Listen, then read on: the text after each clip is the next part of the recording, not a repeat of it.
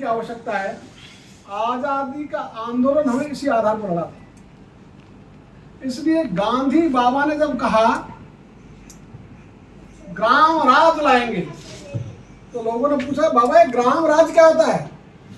तो गांधी ने सांकेतिक रूप से कहा जैसे रामराज, जहां किसी की लूट नहीं होती थी, ऐसा राज लाएंगे। तो ग्राम राज राम राज जहां से शुरू हुआ आजादी के आंदोलन से, अभी महात्मा गांधी को इस दुनिया से प्रयाण करने के बाद पूरे होने वाले 100 वर्ष। तो ये जो 100 वर्ष पूरे होंगे तब तक हमारी भारत सरकार में, जो वर्तमान भारत सरकार है, जो इन व्यवस्थाओं के खिलाफ लड़ती थी, खिलाफ बोलती थी, खिलाफ उनका घोषणा पत्र है, उन्होंने क्या लिखा? 2050 का भारत ये शहरी भारत होगा। इसलिए हमको अभी से ही शहरों के विकास की चिंता करनी होगी, और इसलिए शहरीकरण, इसको हमें प्राथमिकता देनी होगी। और इतना ही नहीं किया, उन्होंने उसके बजट में आवंटन किया पैसे का। वो लोग जो हमेशा नेहरू की नीतियों को लेकर आलोचना करते थे, आज वही लोग राज में हैं, और वही लोग उन्हीं नेहरू की नीतियों पर चल रहे हैं।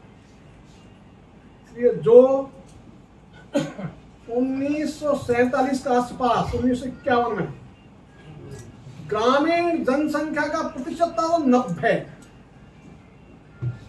और रह गया 60। यानी ये जो आजादी के बाद की नीतियां हैं, उन्होंने उद्योगों को मजदूर सस्ता देने के लिए शहरीकरण, इसकी ओर ध्यान दिया। और इसमें एक चीज और जोड़ता हूं आपको, बहुत महत्वपूर्ण चीज, बहुत महत्वपूर्ण। 1945 में गांधी जी ने पत्र लिखा नेहरू जी को। उन्होंने लिखा हमने ग्राम राज की बात की है, भारत कृषि प्रधान है, गांव का देश है, इसलिए यहां की नीतियां गांव के आधार पर बनाई जाए।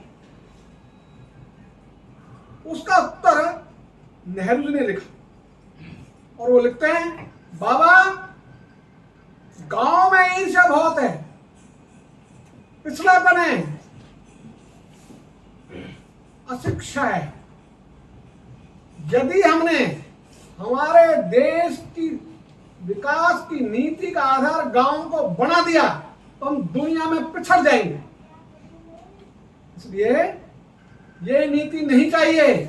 आपने जो ग्राम राज लिखा, मैं उससे तब भी असहमत था, आज भी असहमत हूं। ये जो फिर गांधी ने तीसरा पत्र लिखा अपनी ओर से, दूसरा, और वो लिखते हैं तुम गलत हो, गांव ही इस देश की विकास की आधारशिला होनी चाहिए। फिर नेहरू जी ने उस पत्र का कोई उत्तर नहीं दिया, और गांधी का उन पत्रों में उन्होंने मजाक भी बनाया। इतना भी हुआ है। और हम आज उन्हीं नीतियों पर, इसलिए मैंने कहा गांधी जी का चरखा तो पता नहीं कहां चला गया, लेकिन गांधी की जो नीतियां थी, उनकी हत्या को 100 साल पूरा होते समय गांधी की ग्राम राज की नीतियों की हत्या हो जाएगी, वो बचेगी नहीं। ये दिशा है सारे शासन की। ये सबसे ज्यादा सावधान होने की जरूरत है गांव को।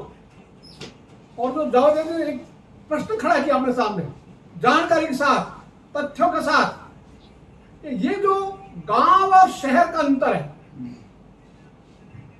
यह असमानता है, इसको हमें समझनी होगी। इसको दूर करने के लिए जब तक हम प्रयास नहीं करेंगे, तब तक देश समृद्ध नहीं हो सकता, हम समृद्ध नहीं हो सकते। उसी स्पिरिट से ये काम हमको करना पड़ेगा। तो मैंने यहां से बात शुरू की, और जो बात शुरू की तमाम नरेंद्र राणा साहब ने, और उसमें सेवा सिंधी आर्य ने अपनी बात जोड़ी और बाद में जावेद ने जोड़ी। मजदूर और किसान वैसे तो एक सिक्के के दो पहलू हैं। जब वो खुद के खेत में काम करता था किसान है, दूसरे के खेत में काम करता था वो मजदूर है। इसलिए वीरेंद्र क्रांतिकारी ने जहां काम किया, अच्छा है, उस परिवेश का प्रभाव इनके मन पर सदा बना रहे। तो ये जो स्थिति है तो हम अलग है ही नहीं। ये जो दुनिया में एक आंदोलन हुआ मजदूर मजदूर, उसके कारण हमको लगा कि हम भी मजदूर बोले। तो ये हमारी व्यवस्था देश की कृषि और कृषि के सहायक धंधों पर निर्भर है। ये देश ग्रामोद्योगों पर निर्भर था। आज ग्रामोद्योग है नहीं कहीं। यहां गांव के मोची को समाप्त किया गया और पनपाया गया बाटा।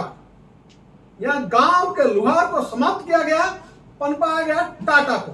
तो देश की नीतियां टाटा और बाटा के पक्ष में ही बनी, मोची और लुहार के पक्ष में नहीं। आज दोनों वो चौराहे पर खड़े।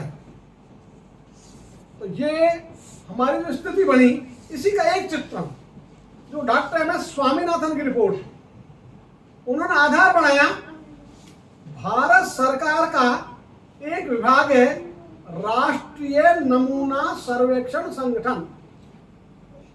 उसने 2003 से 5 तक सर्वे किया कि किसान की आय कितनी। उसमें तो उन्होंने लिखा किसान की आय मजदूर से भी कम है, आंकड़े दिए।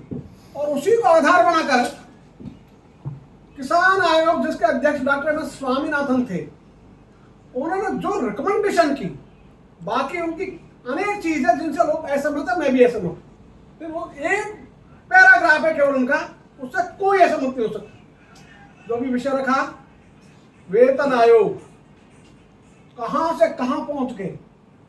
जिनके वेतन से एक महीने में 1 क्विंटल बाजरा मिलता था, आज उस वेतन से उनको 30 क्विंटल बाजरा मिल रहा है। तो अभिमूल्यन हुआ, क्रय शक्ति घटी किसानों के उत्पादों की।